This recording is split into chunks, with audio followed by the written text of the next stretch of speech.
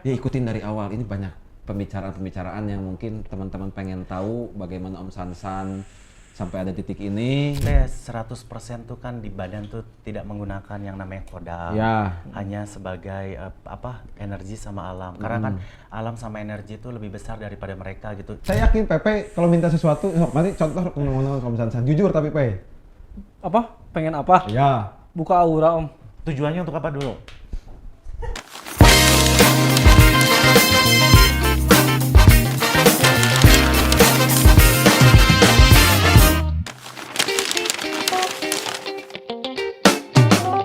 Oke. Ya, ini sesi kanjut yang keberapa ini? Lain kanjut. Oh, lain kanjut ya, Mak? Kanjut mah orang yang si Jose. Ini Mang Ablu. Oh, Hampura. Ini sesi ngablu. Jadi ada banyak di Glu itu, ada kanjut ya, keseruan Glu yang berlanjut, ada juga ngablu. Ngablu teh naon? Ngobrol bareng Glu. Ngobrol bareng Glu. Ya mah kumata apa? Ya, lupa kan ya namanya juga manusia, kebanyakan program. Jadi hari ini kita kedatangan tamu yang sangat spesial, teman-teman. One and only. The one and only. Jadi kalau teman-teman yang sering lihat apalagi di TikTok, saya nggak akan ngasih tahu dulu ke teman-teman siapa tamunya. Jadi ini kameranya akan dimatiin yang sebelah sini, cuman ke wajah saya.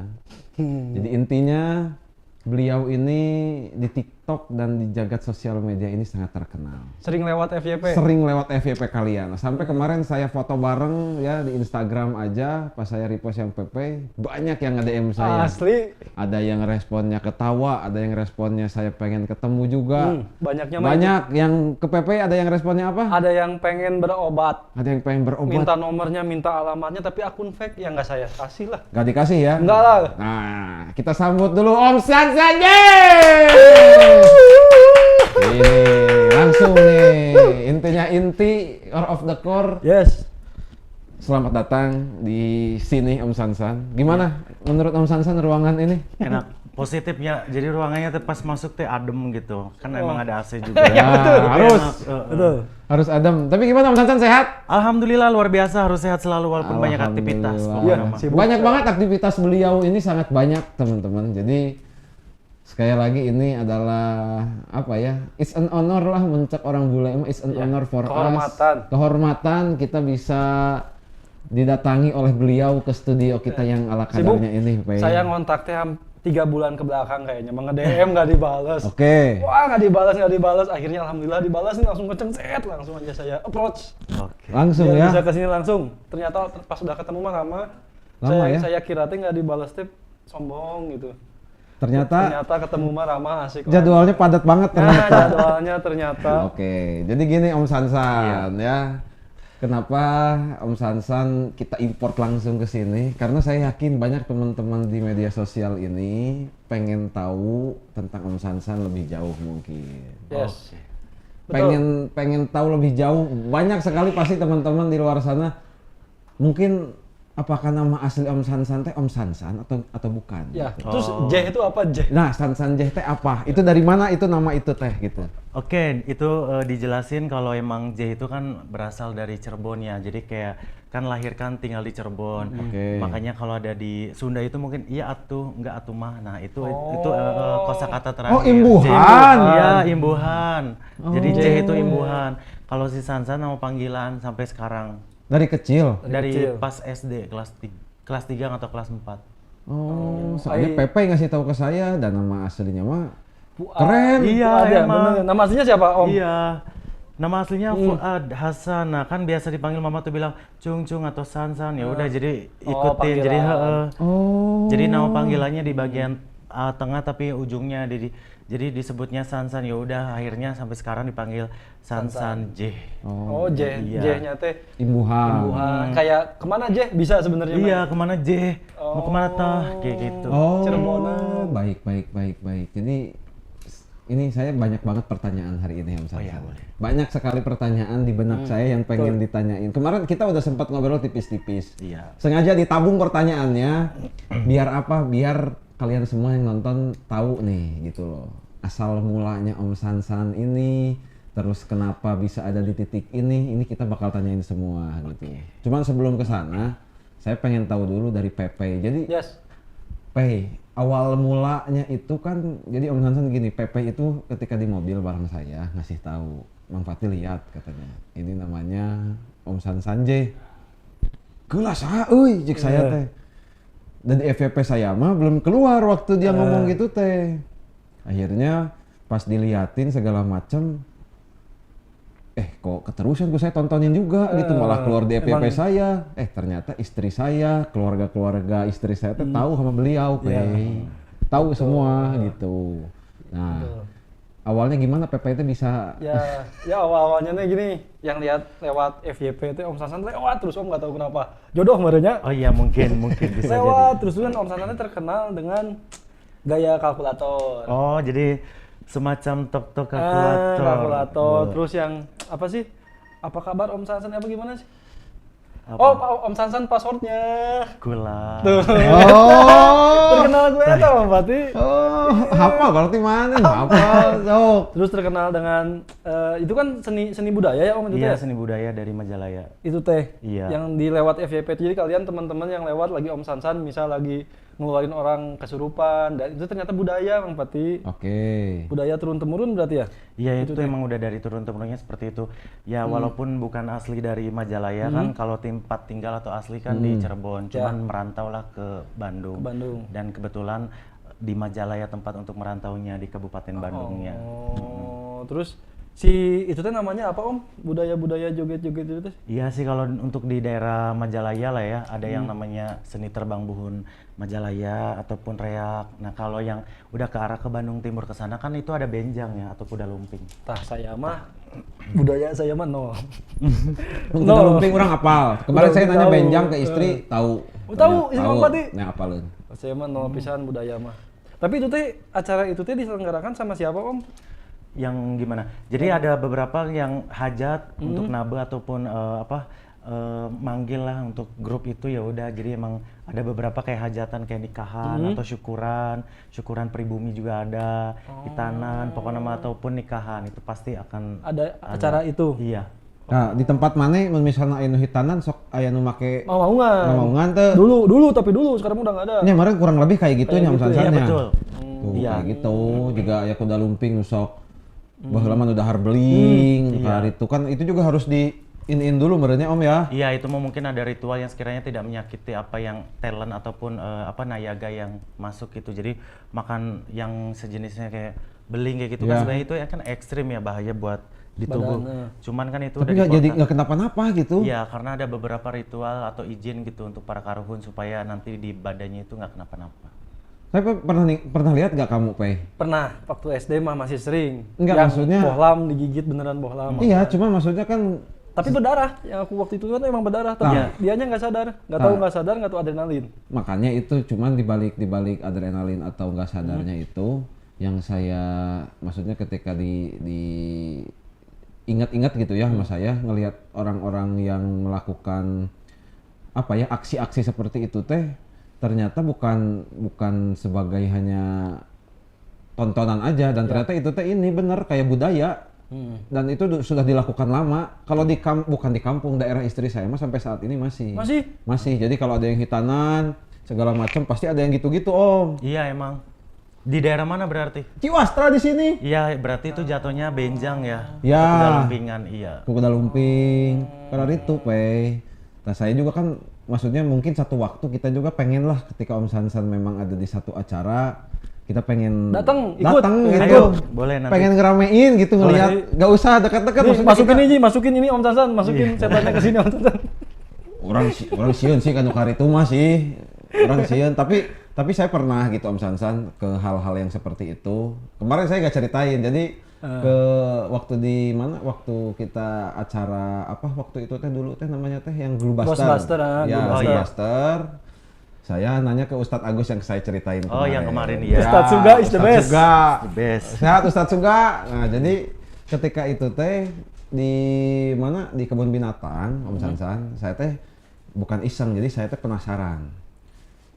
Pak Ustadz kata saya teh, Iya. saya pengen ngerasain yang Pak Ustadz sama anak-anak Pak Ustadz lihat, maksud saya teh.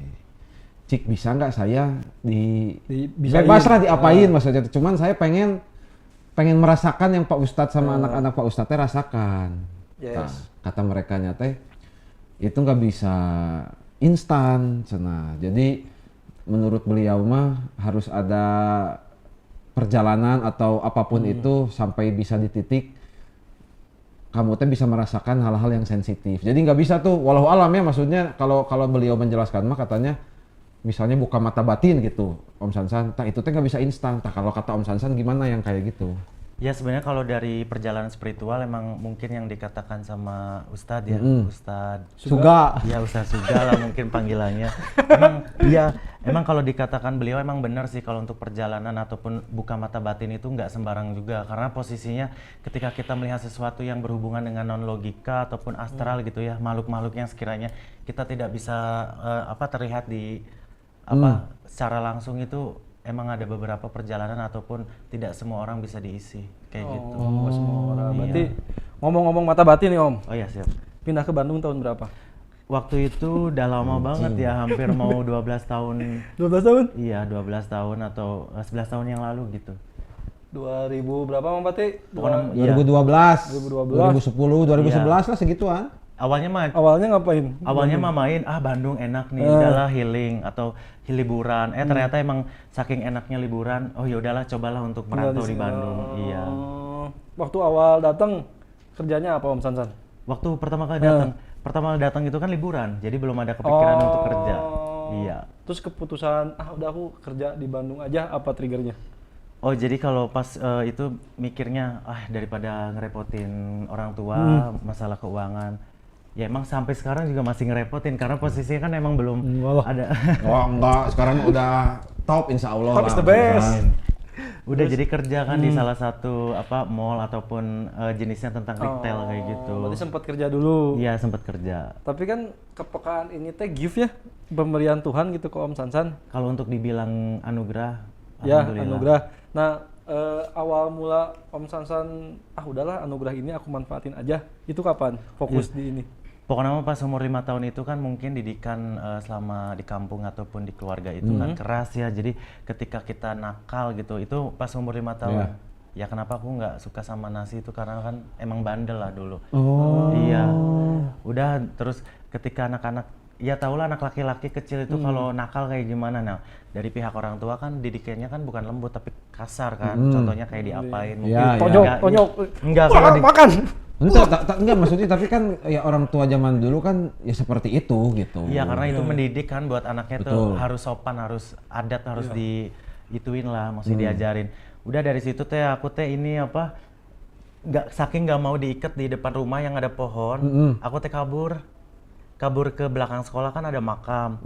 Nah aku teh lihat itu kok banyak banget yang di makam itu sekitar jam 5:30 atau pas mau maghrib. Banyak apa ini teh? Iya jadi saking Lelihatannya gitu. Iya jadi pas dari kecil tuh kayak itu kok banyak orang jam segini di makam-makam tuh. Jadi kayak satu makam itu satu orang gitu.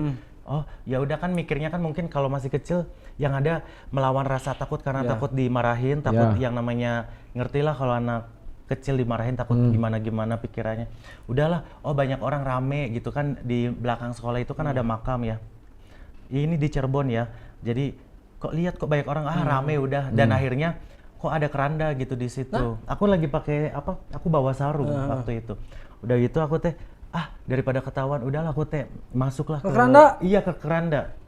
Keren. Terus ditutupin pakai sarung. Jadi pakai sarung. Ya karena kan mungkin dingin kali Iya. kalau udah mau menuju malam. Sampai itu teh telat makan sama yang namanya ketiduran itu di situ. Di situ Di gitu keranda. Iya di keranda. Itu bangun-bangun malam atau besoknya? Enggak, itu waktu jam 4 itu ada seseorang kakek-kakek ini. Cung bangun. Cung itu kalau di Cirebon itu artinya anak kecil ya. Kalau di sini manggil. mungkin Jang. Iya, Jang. Cung bangun, udah subuh pulang. Pas dilihat iya tuh kan masih lulungu ya kalau Iya, bahasa Sunda. lulungu. Belum sadar. Dan akhirnya pas dilihat lagi kemana ya tadi ya si kakek-kakek itu. Mungkin itu mengingat gitu kalau udah nggak boleh di sini pulang. Di situ awal mula Om Sansan ya katakanlah mistis lah. Bukan mistis, jadi rada peka gitu ya. Ya peka lah, peka. Justru kalau dalam peka itu mikirnya kok di makam itu banyak orang-orang pada duduk gitu, mungkin Iya. mikirnya mungkin lagi ada Ziarah. ya ziarah atau apa gitu. Tapi pas dilihat-lihat lagi, wah itu kayaknya bukan orang deh. Itu kayaknya penunggu ataupun emang dari pihak keluarga ataupun makam itu satu orang pokoknya. Oh, Iya. emang peka dari kecil. Turunan mungkin Om Sansan ada turunan nggak? Kalau untuk turunan mungkin ada di nenek aja sih, tapi bukan sebagai hal-hal yang berkaitan dengan mistis banget kayak kalau disebut yang di kampung itu seperti dukun beranak gitu. Oh, Oh, Paraji. Paraji kalau di Paraji. iya, Paraji kalau di Sunda. Paraji. Tapi maksudnya kalau orang-orang zaman dulu gitu ya. Saya juga dapat beberapa cerita dari kakek saya, masih ada sekarang kakek saya. Katanya memang kakek saya itu punya kakek nih. alah jauh pisan ya. Jauh pisan ya. Kakek saya punya kakek. Kakek saya punya kakek kan berarti Grand Canyon. the great Silsilah keluarga grandfather. lah pokoknya. Oh, silsilah keluarga. Jauh pisan, ya. Ada ceritanya teh seperti ini Om Sansan. Jadi pas beres ngaji sana maghrib, udah gitu anak-anak ini ketiduran di masjid, ketiduran di masjid. Udah pada ketiduran di masjid, ada satu anak yang hilang. Pas ketiduran di masjid Ya. beres isya gitu ya, beres isya lah, beres ngaji teh ketiduran di masjid. Hilang si anak ini Ya. teh. Dicari-cari maksudnya sama warga sekitar itu teh dicari-cari sampai azan subuh teh ternyata baru ketemu di mana, di dalam bedug. Cing, tapi ya tak cerita seluruh daerah tuh sih. Ya, tapi kan walau Tapi alam ya. cerita itu juga viral di orang. Ya, jadi mungkin entah ini adalah cerita Bener. urban legend, Ya. entah benar atau gimana. Yang saya yakini orang-orang dulu mah maksudnya punya Ya. apa ya, bukan spesial. Jadi apa nama bahasanya teh ya? Itu mungkin kayak Karomah apa ya namanya teh Om Sansan? Karoma. karoma itu titipan. Jadi nggak bisa sembarang yang orang itu punya karoma. Jadi karoma itu emang ada beberapa level yang kita bisa dapat julukin atau sebagai karoma. Mungkin itu karena ada sesuatu gitu, ada spesialnya. Iya, jadi kalau itu teh memang Iya. orang-orang dulu mah cerita seperti itu teh kan kental Iya, gitu. emang. Dimana sekarang kan zaman teh makin maju lah Om Sansan. Dan saya yakin mungkin dari konten-konten Om Sansan juga kan mungkin banyak pro kontra. Saya yakin Iya. ada orang yang percaya, ada juga orang yang tidak Ya. gitu. Nah, sekarang melihat tanggapan Om Sansan ketika orang-orang pasti banyak yang nge-hate juga ke Om Sansan, saya yakin. Maksudnya ada beberapa komenan atau hal-hal yang memang ini asli nggak sih? Ini ini mah ini. Banyak yang skeptis lah, banyak yang nggak percaya. Nah, Om Sansan Hujatan menanggapinya, ya maksudnya ya? hujatan Oh, iya. menanggapi orang-orang yang kok Om Sansan kayak gitu gimana gitu. Sebenarnya sih karena pikirannya terlalu banyak hal-hal yang berhubungan dengan orang gitu ya. Kadang orang itu datang, masih konsultasi lewat langsung ke rumah ataupun konsultasi online gitu. Jadi secara virtual ataupun video call atau Ya. voice call. Jadi untuk masalah kayak banyak hujatan yang sekiranya itu bikin sakit hati atau kayak gimana, selalu ditanggapinya dengan kata ya udah nggak apa-apa lah kalau mereka banyak yang hujat, terus biarinlah hal-hal negatif, yang penting saya tidak akan merugikan untuk ke kalian juga. Kalau yang baik ya alhamdulillah, kalau yang nggak baik ya udah di skip aja. Tapi untuk saat ini mah denger ataupun kadang kalau lihat di handphone hujatan semua banyak, nggak pernah direspon untuk sakit hati, enggak.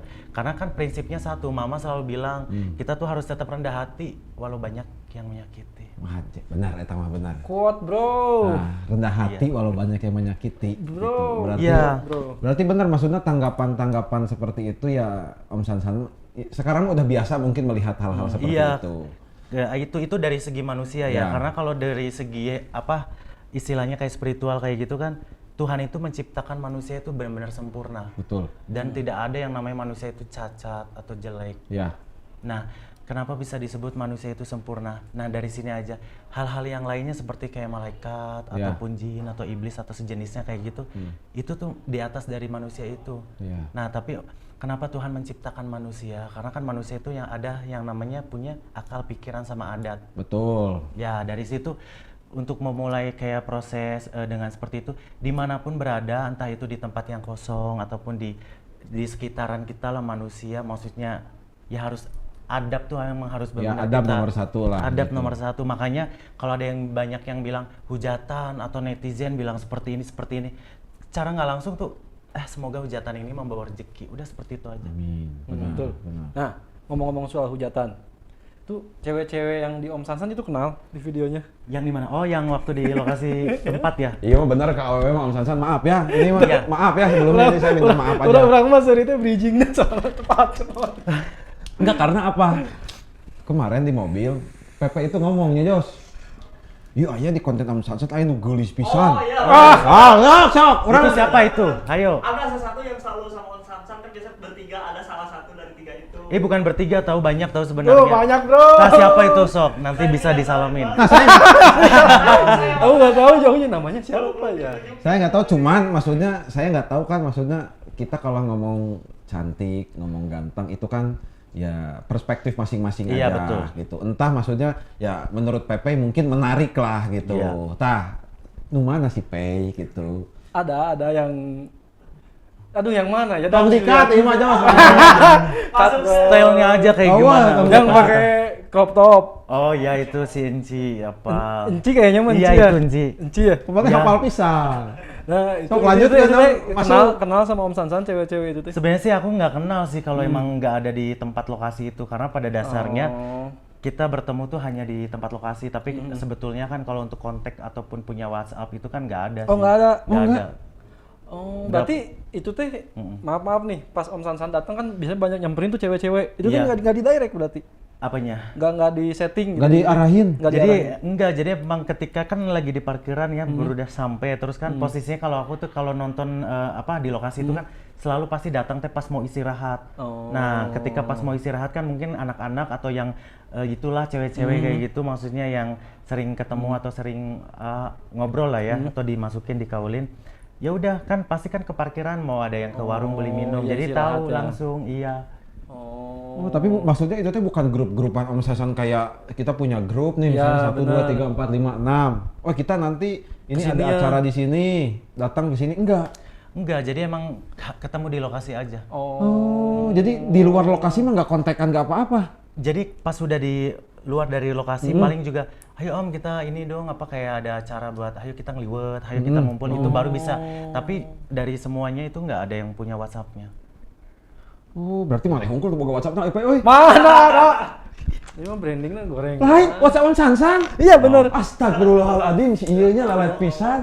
Orang nge-framing teu butut-butut teuing. Betul, betul. Saya punya WhatsApp Om Sansan, punya saya. Terus Om, yang paling jauh Om datang ke event apa disebutnya tadi terbang. Nah, itu sebenarnya kalau terbang itu kan berasal dari Majalaya, tapi ada beberapa daerah yang sekiranya dia itu mungkin asli Majalaya, cuman tinggalnya contohnya kayak di Pacet atau di Ciberem. Itu kan udah jelas kan beda dari Majalayanya. Terus ada juga yang dari Soreang, pernah waktu itu datang ke Soreang. Sore yang paling jauh. Iya, itu Soreang. Itu Om Sansan diundang datangnya. Iya, karena kan ada salah satu grup yang sekiranya ada yang infoin tentang jadwal ataupun diundang kayak gitu. Oh. Cuman maksudnya Om Sansan kan ketika kita berbicara sama yang tadi ya ada ciwi-ciwi yang Oh, iya. selalu maksudnya di in frame teh ada wae gitu si ciwi-ciwi ini teh gitu ya. Pokoknya jogetnya gini. Ya. Terus saya sampai apa saya? Ya, maksudnya kan itu memang itu teh kan memang budaya ya di luar itu semua gitu Om Sansan. Ada nggak yang sampai maksudnya cerita ini saya pengen tahu dari perspektif Om Sansan gitu. Ada nggak hal-hal yang ini mah maksudnya teh ini kalau saya masukin lagi ke maksudnya kan itu bukan sekali dua kali kan si cewek itu teh yang Surupannya teh. ya Enci, gitu. enci. Si Enci itu teh kan mana ketinggalan lain sekali dua kali Wah. maksudnya Ya, di beberapa tiap event teh acara. pasti kemasukan. Tah, ada nggak sampai di satu titik kayak Om Sansan, wah ini kalau Lanjutin. dilanjutin kayaknya si ini nanti Sakit, ya? malah sakit atau gimana atau nggak akan ada side effect yang kayak gitu tuh teh. Justru kata Anci waktu terakhir kali ngobrol ya, itu dia bilang, Om cenah jujur ya, sebelum pernah dibenerin badan atau ditotok kayak gitulah istilahnya. Kok kalau mau kaul ataupun mau nyadar tuh kok jadi sakit gitu, kayak badan teh lemes gitu, nggak ada apa-apa, jadi kayak bawaannya linglung. Oke. Sebelum ditotok teh. Iya, sebelum dibenerin itu. Jadi sampai pas nyampe rumah pun juga kayak masih istilahnya tuh kayak kesebat atau ketempelan. Oh iya. Nah, terus udah beberapa kali ketemu kan sama si Inci. Ini mah ngomongin bukan Ci aja sih. Iya, hampir semua. Iya, yang deket aja. kok alhamdulillah malah enak gitu. Jadi pas udah disadarin tuh kan, kok jadi badan tuh seger, nggak pusing kayak gitu. Oh. Karena kan posisinya kan kadang kita kalau untuk masalah hal-hal yang mistis kayak gitu, apalagi kerasupan lah ya, Iya. ya dibilang seni itu kan seninya kan seni terbang itu pencak silat yang Iya. digerakin. Jadi jadi tahu aku pencak silat. iya dari gerakan, kalau gerakannya seperti kurang gitu, pasti aku teh lihat dulu, oh ini seperti ini harus dibenerin. Jadi ada beberapa yang contohnya kayak gerakan dari kaulnya itu kurang, berarti nanti dibenerin itu dienakin lagi. Terus ada maksudnya kayak makhluk yang masuk gitu Ya. yang mempergerakan gitu ya. Kasihan nanti ini ujungnya kayak gini. Emang waktu itu belum pernah yang namanya ngobrol ketemu, cuman lihat aja dari jauh. Akhirnya deket itu coba tuh ke Om Sansan gitu, barangkali nggak enak apa kalau udah sadar teh kayak gimana. Dari situ anak-anak yang udah dipegang gitu ya, apalagi yang ngomongin ciwi-ciwi, udah jadi sesuai dengan apa yang dia punya badan. Jadi pas mau kaul sama pas mau disadarin itu nggak akan sakit sih. Karena kan dimasukin energi juga nanti. Tapi maaf Om Sansan, kan yang saya dengar-dengar dari sekitar, ketika kita maksudnya melakukan apa ya, bukan ritual, melakukan sesuatu yang seperti itu, energi kita kan kekuras tuh biasanya. Ada yang jadi lemes, ada yang sampai nggak sadar gitu. Tah, maksudnya untuk mengimbanginya itu harus kayak gimana? Kan balik lagi nih, Om Sansan juga pasti kan misalnya memasukkan Indang lah atau kodam. iya, kodamnya masuk segala macam, harus ditarik keluar lagi. Otomatis energi Om Sansan juga kan Kesedot. ya Pakai. pakai lah gitu. Makanya kan ciri khas yang saya tahu, Yoi. apa kan minta energi. Gimana, Tan? Oh gini ya, pas waktu itu ya, kan kita kan lagi di interview, tiba-tiba adalah seorang sosok itu si Eko yang sebagai penyalur kan, karena kan dititipin dah ke si Eko. Jadi pas langsung kebetulan lagi capek lemas, kok minta kok tahu udah di sini baru nanti segar lagi. Iya. Tapi Fatima tadi aku cerita di mobil sama Om Sansan. Jadi ternyata namanya Eko ya? Iya, Eko. Om manggilnya aku apa ya? Kang Eko teh ternyata sebagai perantara ya Om Sansan. Jadi penyalur. Penyalur. Oh, mediator. Bukan, jelasin Om Sansan, susah ngejelasinnya.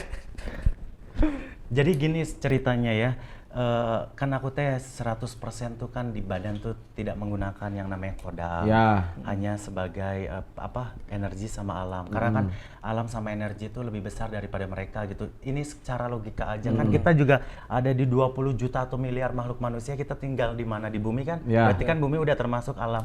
Nah dari situ sih, jadi kenapa bisa disebut penyalur? Karena emang pada dasarnya sebelum melakukan masuk ke lokasi, di rumah itu di ritual dulu untuk pembenaran diri, ataupun biar diri kitanya nggak ada yang namanya naik turun gitu. Oh. Iya, ada ritual khusus lah kalau sebelum oke. berangkat ke lokasi. Iya, jadi si Eko itu sebagai penyalur teh karena pertama dia bisa ngaulin sama bisa nyadarin. Dia juga orang peka. Oke. Iya, dia seperti orang peka. Cuman kenapa aku bisa dia disebut penyalur? Karena dititip gitu.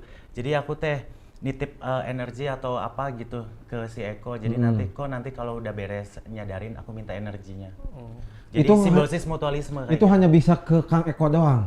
Ada beberapa, cuman kalau yang sering itu sama Eko aja sih kalau untuk di lokasi. Tapi kalau nggak ada Eko ya udah diri sendiri aja. Diri sendiri. Enggak, di luar itu misalnya Kang Eko lagi ibaratnya energinya juga habis. Lagi. Adalah PP di situ. Misal, adalah PP di Iya, situ. boleh. Adalah PP di situ. Nah, apakah bisa dilakukan juga ke selain Kang Eko di luar konteks yang kata Om Sansan tadi gitu? Sebenarnya sih kalau Eko emang nggak ada, emang nggak apa-apa sih, istilahnya kalau di tempat luar gitu selain di lokasi ataupun di seni itu bisa aja, kan lagian energi itu manusia punya energi juga. Iya. Jadi nggak sama dia aja kalau mau ngisi. Sebenarnya energi itu kan banyak ya untuk artinya kan, bisa energi itu dari energi manusia ataupun energi dari alam. Cuman kebetulan yang terkuat itu yang di manusia itu sendiri. Karena kita manusia ya udah minta energi di manusia. Karena Eko juga kan sibuk sekarang anggota dewan. Nya. Yo, beda Eko. Oh, Itu Eko Patrio. baik Patrio. Beda, ini rada beda Om, maaf Oh, iya, ya. iya. Kadang gitu. Malah saya mau masuknya kalau Om kekurangan energi nanti kita bekelin gitu aja. Oh, ini, benar. Nya rada aneh sih ieu mah nya. Ayo masuk. Aneh, ieu mah jual Eko anggota dewan. Nah, adi kan komploknya. Ya enggak apa-apa, cuman kita butuh lah sosok PPT. Di saat kita terlalu intens kadang dia truk gitu. Ya jadi kayak gini gitu. Cuman balik lagi ke yang tadi nih Om Sansan. ketika si ciwi-ciwi ini yang tadi kita obrolin gitu. Kau wae. Lainnya kan karena itu adalah USP na atuh. Yoi. Maneh wae kan sampai saha eta nu sampai tahu gitu. Aing framing we. Sampai tahu karena mungkin ya orang-orang juga kan ya itu banyak bertanya gitu Om Sansa. Si ciwi-ciwi yang tadi siapa? Ngaranna teh Enci, sa? Ada si Enci, ada si Rizka, ada si Baby K, ada si Chelsea. Ada yang namanya Widya enggak? Ada Zahra. Eta mah pamajikan. Oh, kuku aing bisi gitu aing karena Widya gitu. Kan udah kemarin ya buat Iya. Teteh Widya. Iya, ini Video. istriku ini lihat sekarang ayah lagi ngobrol ini sama Om Sansa. Jadi dah stay di rumah nanti nonton aja vlognya. Ya. Iya. Ini nonton aja nanti. Nah, Seru banget. Iya. aing mah teu beres-beres jadi nanti si Pepe dah parah pisan anjing. Cewek-cewek, Ya, cewek-cewek kan tadi. tadi ngomongin side effect segala macam. Om Sansan udah bilang juga sekarang mungkin udah lebih proper mungkin ya. Proper teh ketika awal-awal mungkin side effect-nya jadi salah rakit badan atau jadi kayak ketempelan, sekarang udah bener gitu segala macam. Nah, Om Sansan ini melihat si ciwi-ciwi ini yang sekarang maksudnya sudah dibenerin lah sama Om Sansan gitu dari segi energi, mungkin dari segi tubuh. Pasti kan banyak orang-orang yang mempertanyakan hal yang sama gitu. Iya. Om Sansan teh maksudnya membuka kayak pengobatan khusus atau membuka naon ngaranna teh praktek yang bisa didatengin sama Masyarakat. sama masyarakat gitu. Nah, ini biar clear juga nih. Jadi kalau saya punya teman pemain bola Febri Haryadi didatangin rumahnya diketok itu nggak semua orang bisa foto juga. Nah, Om Sansan gimana? Bisa nggak misalnya saya dari Jawa Timur, Iya. saya punya penyakit ini, saya pengen datang ke Om Sansan. Nah, prosedurnya tuh kayak gimana? Oke. gitu. Bisa nggak? Jadi sebelum ada kata yang namanya masuk ke seni atau terbang itu,